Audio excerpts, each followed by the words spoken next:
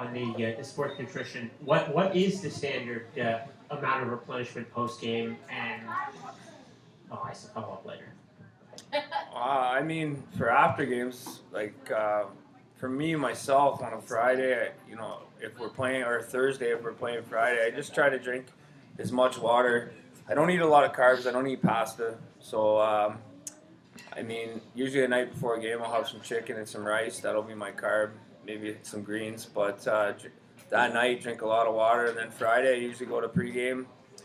Eat my breakfast. Go. I have one coffee. That's it. And then on the water again, and then I always bring a coconut water to the rink just to get some hydration there. And then post game, I mean, depends. Like some guys will eat pasta. Myself, I don't eat pasta, so I try to get some source of protein and some source of carbs, and then get regenerated for the next night. But guys are different. You see guys eat salad with chicken. It depends on who you are and how you feel. I just feel pasta makes me feel bloated, and I don't feel like I have the energy I need. We have occasionally a stereotype floating around about athletes going out and having a beer or two or several. How prevalent is that really versus just the stereotype in the bad movies, at least at this level? Well, they say one beer helps you recover, so anything after 3 is not going to benefit you. So myself, I've been on the wagon for 2 months now, so I think I don't know. It depends on who you are. Some guys can play the next day and feel guilty, but I mean, there's a rule. If you're out the night before a game, you're only hurting your teammates, right? So you've been a whole lot of different places. What's been the most interesting game time situation you've been in, especially with the Europe hockey fans being kind of like the Europe soccer fans, but not quite as violent? I had a hit and a fight in Slovakia. Well, hit and then my first goal in Slovakia, and I ended up fighting later in the game. But I hit the guy, and then I took the puck and scored. Then after, I didn't realize why anybody was cheering. They were all yelling at me. I guess they didn't like the hit I threw on the guy, and they were throwing cell phones and lighters at me on the ice. And then I ended up fighting later in the game, but I had to fight the refs off to get to the guy because the linesmen wouldn't. It was just like they didn't want us to fight. We both took our helmets off, and I had to push the linesmen out of the way.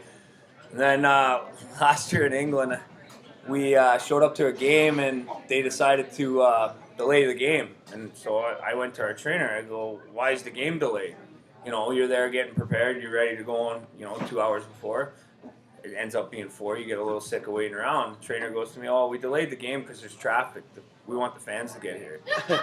So I'd never heard that before.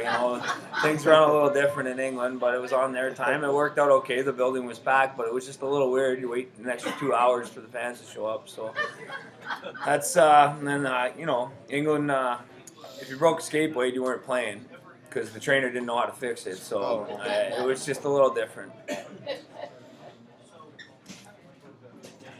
Thanks. Thank you, Steve. Any other questions for Kevin Harvey? Come on down. Kevin, this is for you and maybe Jim both. Concussions are really prevalent in all sports anymore. Is there a certain protocol that you follow regarding concussions in the game of hockey? I think in the NHL they have the dark room. It's called, I think it's 10 minutes. I think they put a guy in the dark room until he comes to and realizes, before they start the process of finding out if he does have a concussion. But the big thing now is with concussions, it's second impact syndrome. That's the one that everybody's scared about, and that's the big talk that they're having now with the charity that I work with. People, young kids, getting advised by doctors to wait 4 to 5 days to come back, and then they get hit again, and the second impact syndrome kills them. So, I mean, with the concussion, I've only had 3 myself. I had one where I couldn't even, for 2 weeks, I couldn't see light because my head would pound. So, I mean, it's something now you see more and more in sports. They're starting to talk about it more. It's starting to become an issue. Before, you look, for instance, I watched a Wendell Clark video today, a tribute to Wendell Clark, and just watching those guys fight back the way they did back then, and there was no information on concussion. Who knows how many concussions those guys had? How much kind of falls on the player? I mean, everybody wants to play, and when you get dinged like that, and someone asks you, how you're feeling, how honest are you? Well, that's the thing now. That's another message you're trying to get across. It's okay to not play.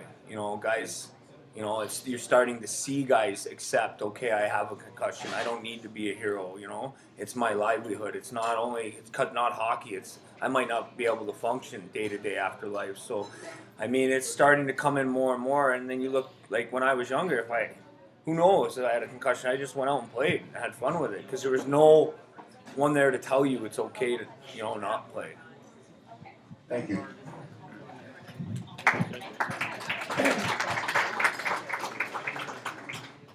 All right, Kevin, we will let you go. Some great questions there, and we'll definitely go to that site, stopconcussions.com, and donate because it's a great cause. So.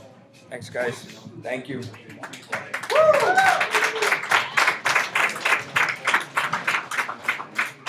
Thank you, Kevin. We'll be right back with Jacob Sulek, another member of that scoring line that did a lot of the damage on Saturday night. You're watching IceMenLive at Beef O'Brady's, presented by Coors Light.